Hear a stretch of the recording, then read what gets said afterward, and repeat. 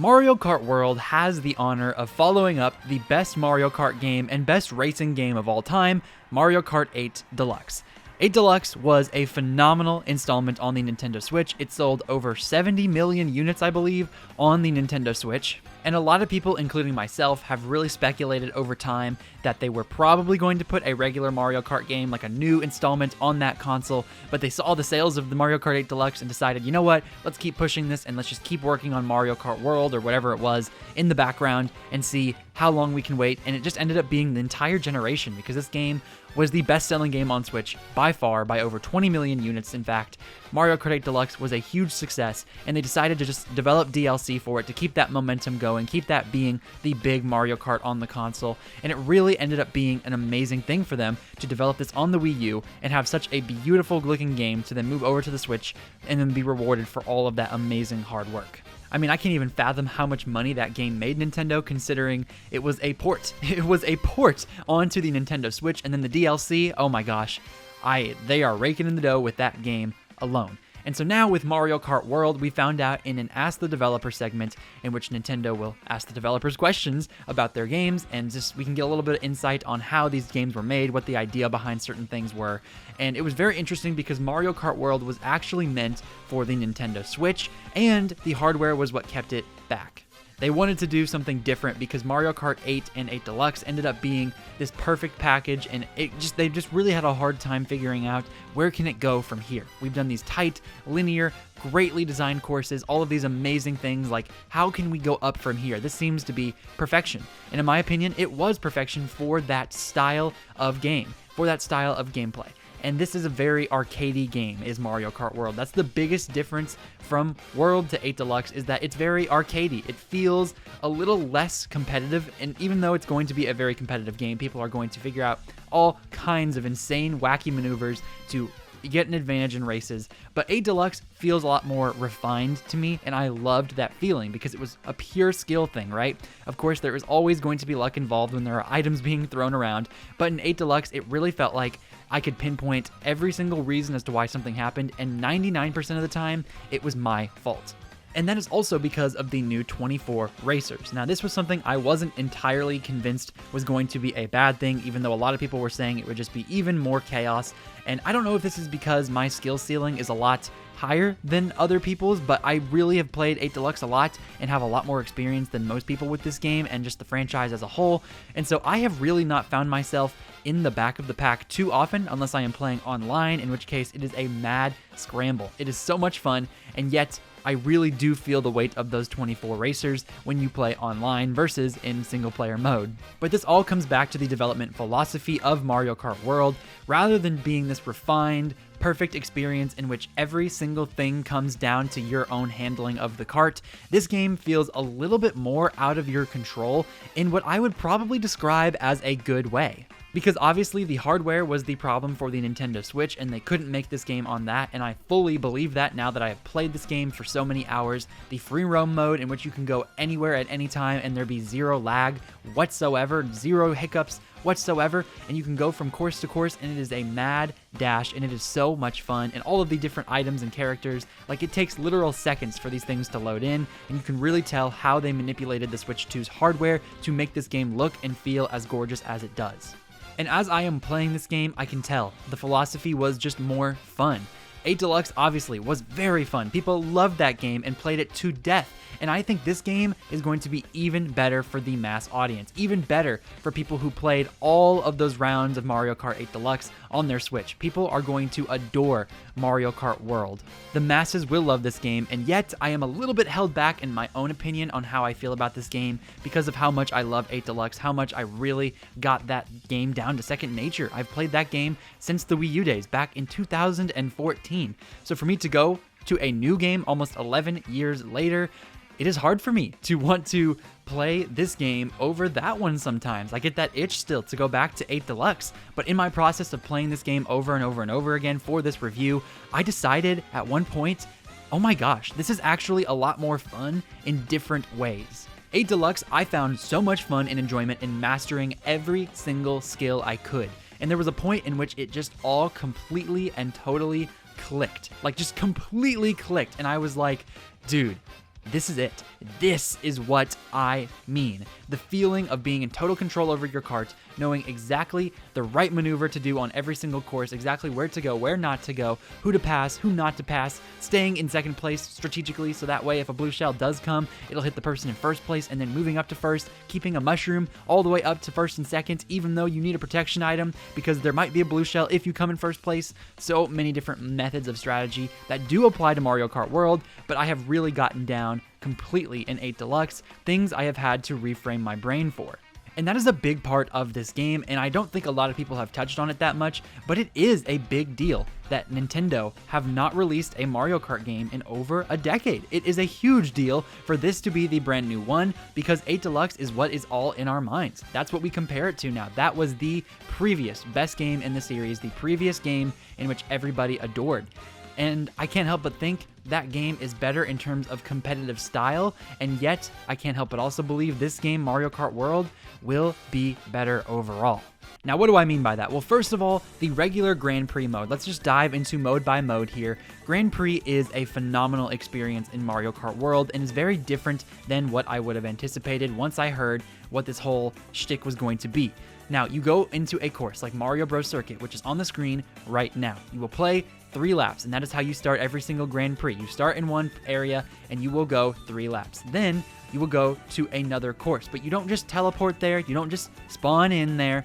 You start at the end of your course, and you drive to that location, and then you get there, and then you do a lap around that location, and that is race number 2. Then you go to the next location, do a lap there, the next location, do a lap there, and then that is your 4 races.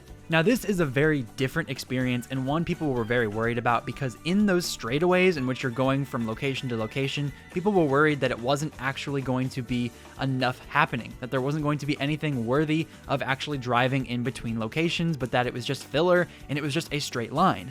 And now that I've played this game for hours on end, I can confidently say yes and no to it being a problem. Because yes, there are times in which, like if I'm playing Knockout Tour specifically, in which those tracks are just very, very, very long, but even in Grand Prix mode, there are times in which I am just in first place for a very long time, and I'm just waiting for something bad to happen, because in time, a red shell or a blue shell or both will come to get me. Just enough time for the CPUs to catch up and pass me right before the finish line. But in actual online play, I found this to not be as big of an issue. When I'm playing online with people, it is chaos. The pack is always close together. You go from second place to 22nd in an instant. And that is the type of fun chaos that makes this game more distinct than ever. This is the type of game that makes 8 Deluxe different and is the perfect evolution of that game. The true and utter chaos this game provides is unlike any other in the series, and I understand with Mario specifically, Mario sports games, Mario Party, Mario Kart now, chaos is a big factor in which there is so much fun to be had with friends or playing online with other people.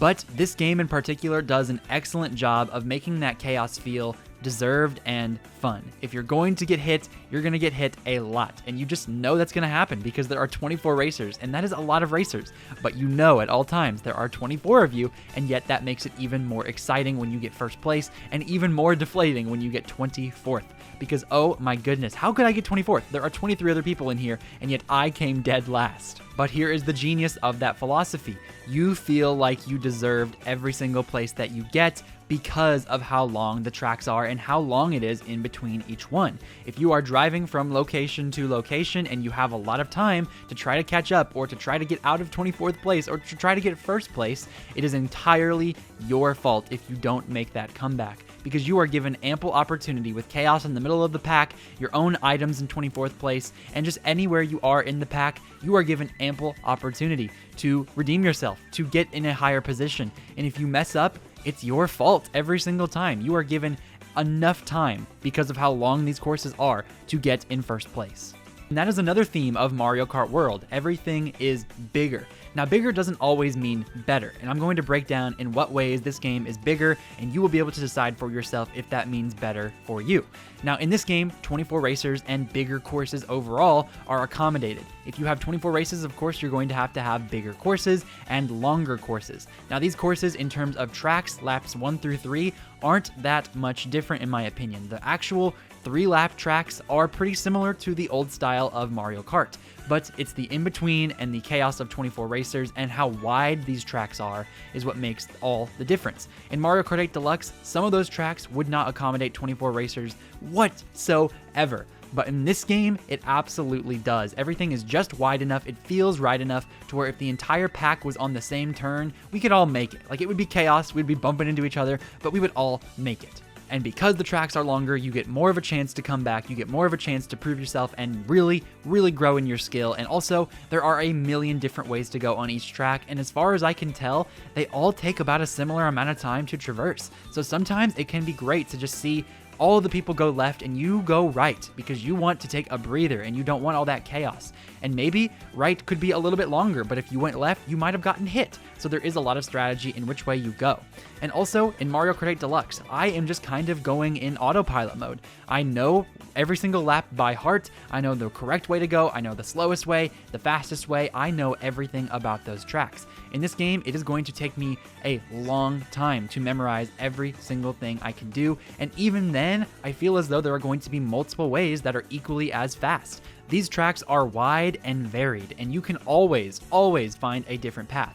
Right now, DK is grinding on that rail, but Mario decided to grind on the other rails, and he was going faster because of that. You could go just on that one rail. You could not grind at all, and yet they do, and yet you can, and these options are what make this game so much better and so much more special in terms of track design than Mario Kart 8 Deluxe.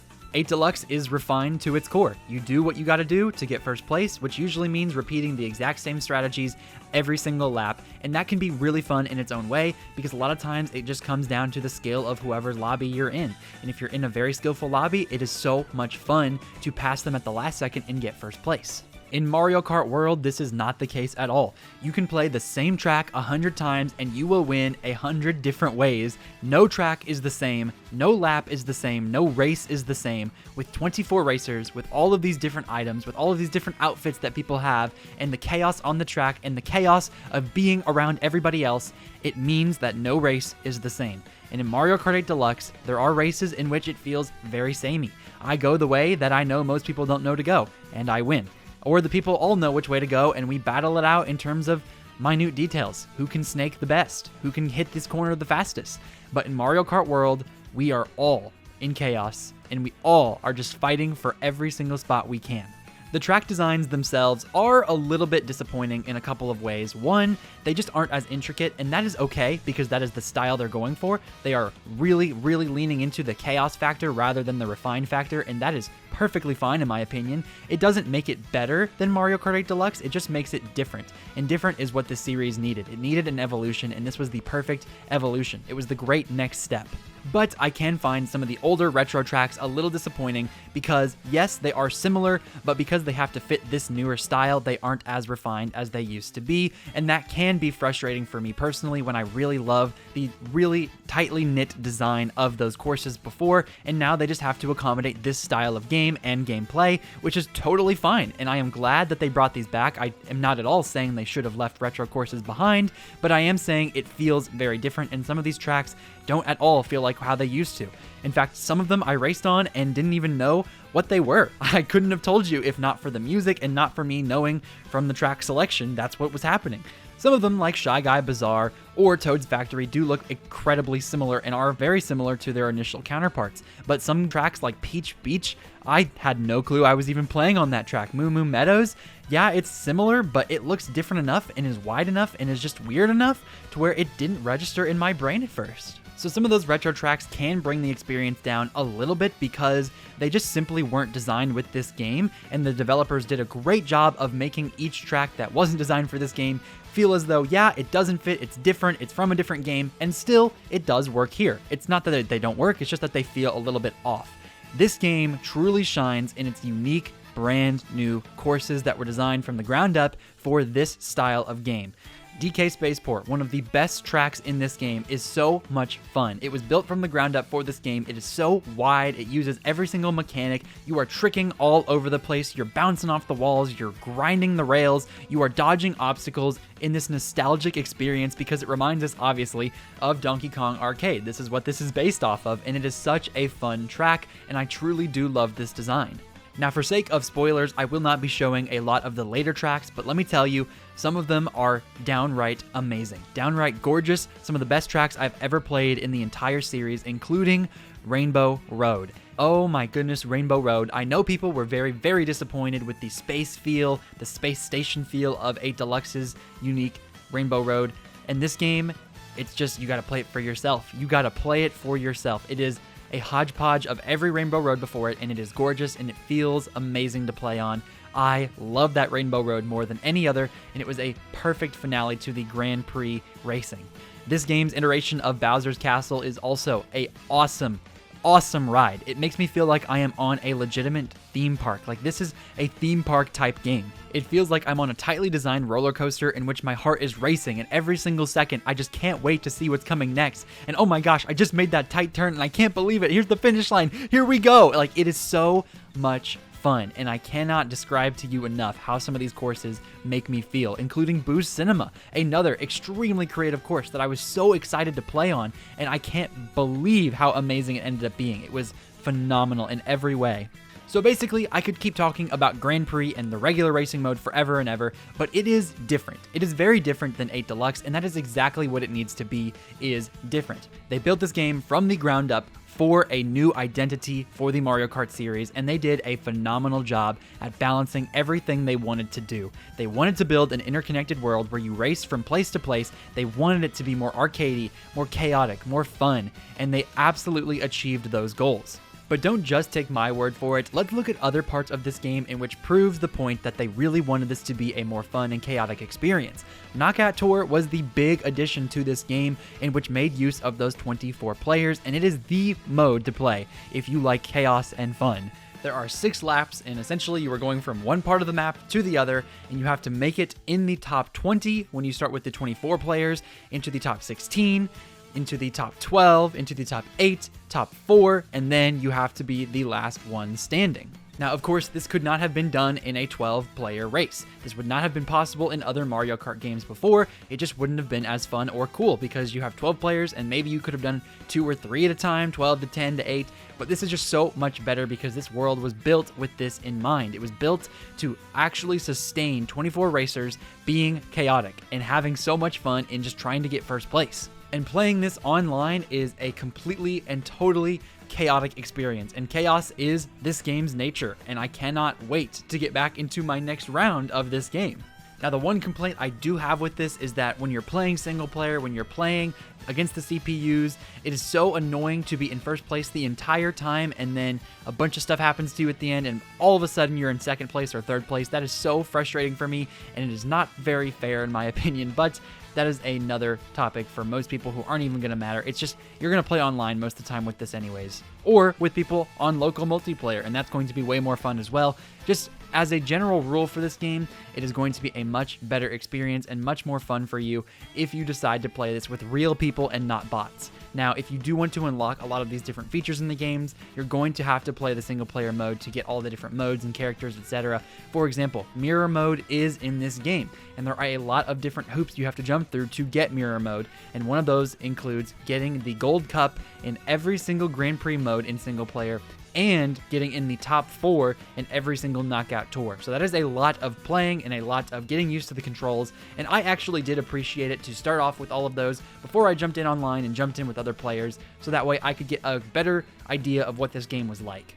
Next up, there is Battle Mode, and Battle Mode is as underwhelming as ever in my opinion. I have never been a big Battle Mode guy, but I can't imagine Battle Mode enthusiasts are very happy with this iteration of the series and how Battle Mode is basically being used in Mario Kart World, because there is Balloon Battle and Coin Runners, and that is it. In 8 Deluxe, there was Cops and Robbers, there was Shine Sprites, there was all sorts of different modes. There were completely different ways of playing, and sure, not all of them were balanced or as fun as the other modes, but it just was more, right? There was more there, and it was more for you to do if you actually wanted to try out Battle Mode. And of course, Battle Mode is different in this game as it was in 8 Deluxe. It returns to the Wii U Mario Kart 8 style of Battle Mode, in which you go to different courses, not exclusive Battle Mode courses, and I didn't know how I felt about that at first, but actually, they do a very good job of making sure each course is actually tailored towards the Battle Mode and not just it's a course and you're battling on it, if that makes sense. It actually goes out of its way to make sure you are doing a good battle mode experience, and I appreciate that. As far as balloon battles go, it's the same as always. You've got 5 and you attack other people, and the last one standing wins, and obviously there are team modes and different things you can do in co-op. These are just fun things to mess around with if you get tired of the normal gameplay loop.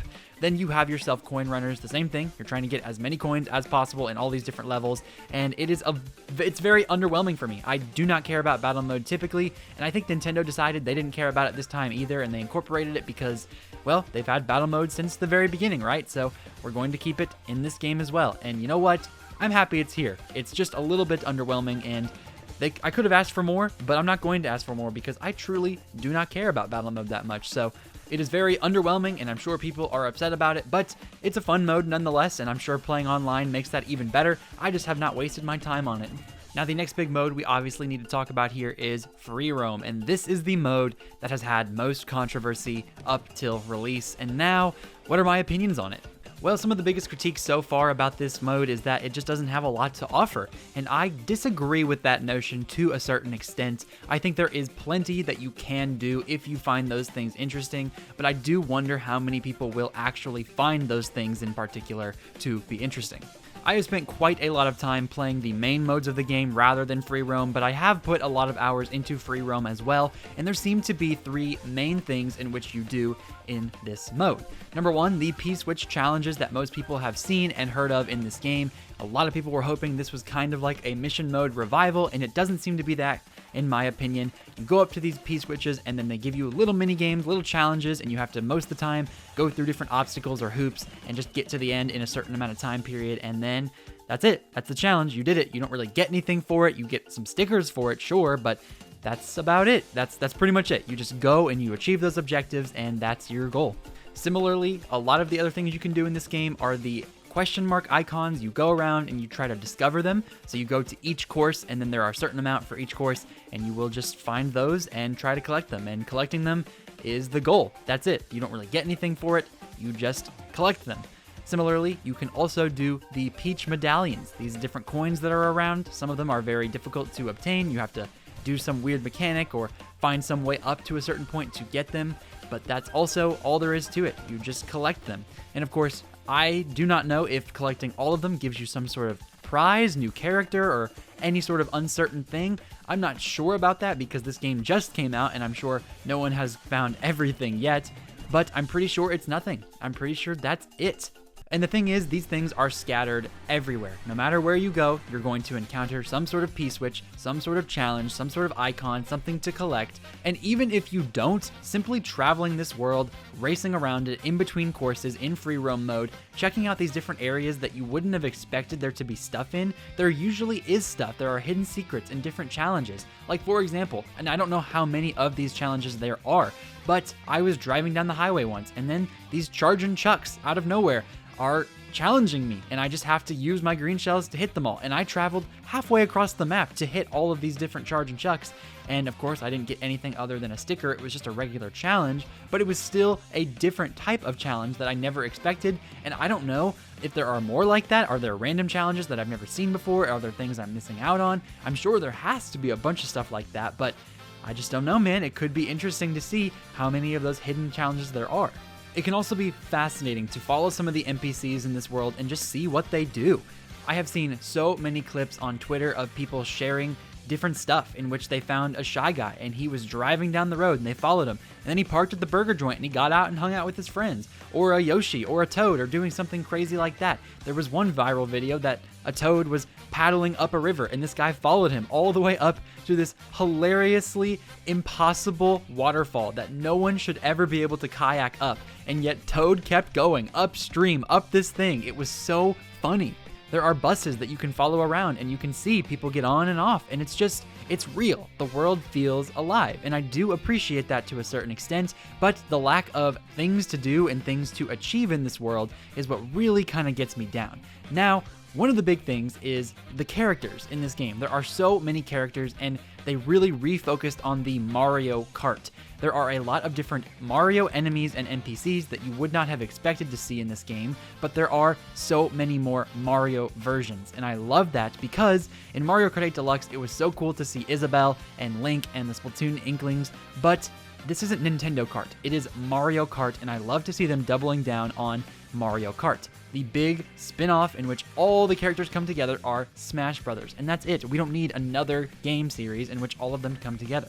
But I love the fact that there are different costumes in this game as well, and you can go up to Yoshi's Burger Joint or any of these other places around the country, and you just get a different item. It's a big bag item, and it will unlock costumes depending on where you are on the world map. If you're closer to Boo Cinema, you're probably going to get a vampire costume. If you're close to the snow regions of the map, you're probably going to get some sort of snowy, cold outfit or something that matches the theme of that place. And I really do enjoy that. That is a fun thing that makes me want to try out free mode, so that way I can go wherever I want and unlock all of my different costumes and get as many of them as possible, because it is very much fun for me personally to get every single costume for all these different characters and unlock all of the different characters, because they don't give you a lot. I'm pretty sure you start off with like maybe 30 characters, and then you have to unlock the rest of the 70 plus character costumes and characters that are left. And a lot of them are NPCs, sure, and those don't have costumes, but they're fun to unlock and they're fun to play as. Like, I want to play as a Cataquack. I want to play as a Pianta. That's so fun. Now, here's a frustrating thing about these character costumes and character NPCs. The way you unlock them is so annoying, because if it was only in free mode, if it was only in free roam, I would enjoy it so much more. Like, if there were challenges in which I had to beat this certain section or race the NPC I want and then unlock them, that would have been a much, much better designed way for you to get these characters. But the way it stands now, you have to play in regular racing and just hope you're in the region that a Kamek item will spawn and turn you into that character, and that's how you unlock the character. It is such a lame method of character unlocking, and I really do appreciate how Nintendo has gone back to their roots here and let us unlock a lot of these characters. We don't get them right from the start. We get the fun of playing this game and getting rewarded for playing it by getting more characters, and I love that.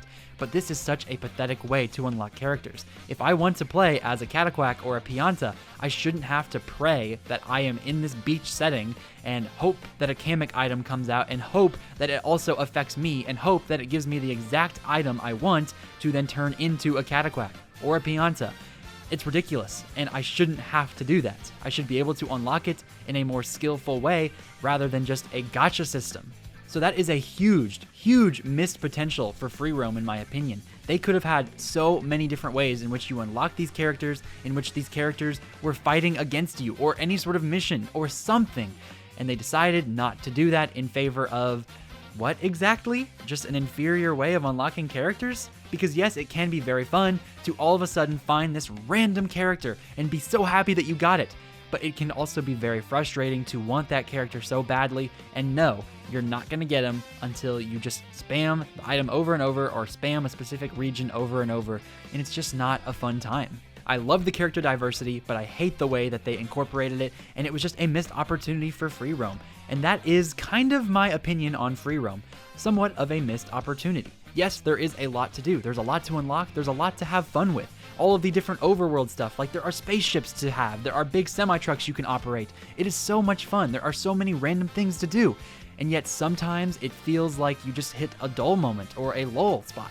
Sure, it's fun to follow toads up the river, but that's not always what I want to do. I want more engaging gameplay. I want more engagement from this world, and the world doesn't seem to care about me wanting more engagement from it other than random coins and tokens and different spots that I can go into. And sure, there are secrets to unlock. There are secrets in every single part of this map, and that's fun, but all it ever leads to is a unique challenge, some sort of different challenge, and that doesn't give me anything. It's just not worth finding, other than it being fun to find it, I suppose, which there are people who will enjoy that, but it just wasn't my cup of tea. There is certainly a lot to do in this mode, but it's just not a lot of worth doing. And I think it would be a lot more fun if Nintendo had made the local multiplayer accessible for people to play this together. Going through this world and finding random things with someone else would be a lot more fun than a single player mode, but I think they could have also accommodated single players a lot better in this mode as well. It's just a big disappointment to see how much potential this has, and yet they've not grasped much of it. And I'm not asking for Breath of the Wild levels of innovation here, but I am asking, if you're going to have an interconnected world like this in which you encourage the player to explore, give them tangible results, tangible reasons to do it. And they just didn't do that, in my opinion, for this. We are winding down in this review, but first let me talk about a few miscellaneous things that don't quite fit anywhere else in the video, starting off with the visuals. This game is drop dead gorgeous. 0 frame rate dips, 0 resolution dips, 0 problems whatsoever. You can go anywhere you want, anywhere, anytime, any place, and it's going to look and play flawlessly. It is just black magic. It is crazy how Nintendo has developed this console and developed this game to look this good.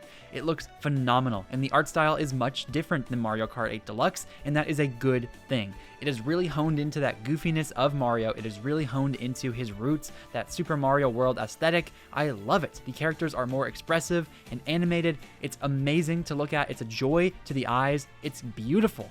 It makes full use of the Switch 2's hardware while also having that charm and amazing art style that Nintendo games are known for. The Nintendo Switch was very underpowered, but there were gorgeous games on that console because they had a strong vision, a strong art vision for what the style was supposed to look like. And this game proves to me that Nintendo, with bigger and better hardware, can make games better than anyone else. Better looking than anyone else in the industry could possibly even fathom of creating. It's gorgeous, and I love it, and it runs perfectly in handheld and on TV. It's awesome, and I cannot recommend it enough. The other thing is the music. This game, oh my goodness, I may be overreacting, but I think this might be the best soundtrack in any Nintendo game ever. Not just Mario, not just any individual franchise, but any Nintendo IP ever. I don't think there is a better soundtrack in any game, period. This game takes all kinds of different tracks from every single installment of Mario, whether that be a sports game, a party game, a 3D dimension game, a 2D game, all of those different games, all of the best soundtracks, all of the best tracks from those games are here, and they are remixed, and they are beautiful. There is no such thing as a mediocre track, and your ears will always be feasting. No matter where you go, no matter what you're doing, the soundtrack will blow you away. It will be so much fun to listen to. And I, as a huge Mario fan who has played the vast majority of Mario's games over the years, I love remembering each and every track that is remixed, thinking, wait a minute, where's this from? And trying to remember what game it's from. It is so endearing, and it is such a big love letter to this game. And I've seen so many people say, this was worth the $80 alone just for this soundtrack. Oh my gosh, they included a game with this $80 soundtrack? How crazy. Like, it feels so much better to listen to this soundtrack than any other prior game before, period. Now, I mentioned price, but before I get into that discussion, there is one more thing I need to say about this game. It is complete, and I love that. It does not feel like it is lacking in content. It does not feel like they have to have DLC to make this a better experience. It feels complete. And if they do not include any DLC or add anything else to this game, it will be perfectly fine. This game will stand the test of time for years to come. It is full of content. But I am almost certain this game will have DLC, and I don't know if it will be paid or not, but they will include DLC. They will have more costumes, more characters likely, more tracks likely. They will milk this game as long as they can, because this will be the game that continues to sell for the entire Switch 2 generation, and deservingly so, because it is a amazing game. Now, people might be saying, how in the world could you say there are going to be more tracks if this is an interconnected world? Well, the Rainbow Road isn't even on the map. It's up in the sky, so there are certainly different ways they can incorporate other tracks, whether that be some sort of island that you can connect to, or up in the sky, or just not even worry about the world and these be elsewhere, right? They can do whatever they want. But there are just things about this game, little details in which I think there is going to be DLC for certain. There are going to be other NPC characters, other costumes. For example, right, Donkey Kong and Pauline only have one alternate costume. Those are pretty big characters, and Rosalina and all the baby characters got a ton more character costumes than Donkey Kong and Pauline did. It makes me think they're going to add DLC later down the line, because Donkey Kong Bonanza is about a month away. So I think they'll probably end up adding costumes that reflect that game. And spoilers for Donkey Kong Bonanza if you've not seen this yet, but there was a art clip showing a baby Pauline, so maybe they will even add baby Pauline to this roster as a new character. I don't know, but as the generation moves along, I think they will continue to add content to this game to help support people who decided to buy it, and I really do hope it's free, and I think it could be free, but we are going to have to be in for a wild discussion if it's not. And I really do think there will be DLC coming for this game.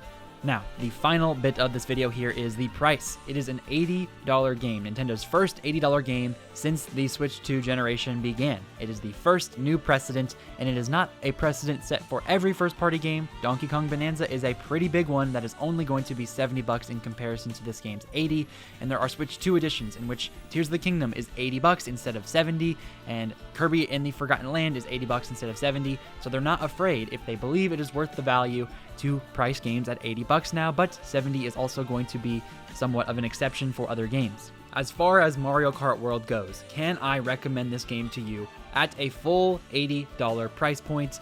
That truly does depend, but I will tell you, I will answer you in this way. It was worth it for me. I enjoyed this game. I will continue to enjoy this game for years to come. I will be playing this game for years to come on my Switch 2, and it will be worth every penny for me. If you love Mario Kart, if you are going to play with your friends, if you are going to play online over and over and over again, if you want to experience something brand new on this console, something the next generation of Nintendo can only do, Mario Kart World is the game for you. And I would recommend it to anyone and everyone getting a Switch 2, especially if you can get the bundle. It is absolutely worth it if you can get that bundle. But if not, I would still say it is worth it for people to buy with their Switch 2s. Because that's the thing, right? If you're buying a brand new console for $450 and you want a game, $80 is not going to be that much more than a $450 console. Like, it's just not. Now, I am not happy with this price. I wish it was $60. I wish it was only $70 if they had to increase it, but it's $80, and that's the reality we live in, and we can do nothing to change that other than not buy it. So if you are very unhappy with this price, do not buy it. But if you want this game, if you find that price to be worth it to you, like I found it to be worth it to me, then it is absolutely worth buying. Rainbow Road, this soundtrack, every great aspect of this game, the fun chaos, the brand new philosophy, all of it adds up to an amazing experience that only a Switch 2 generation could uphold.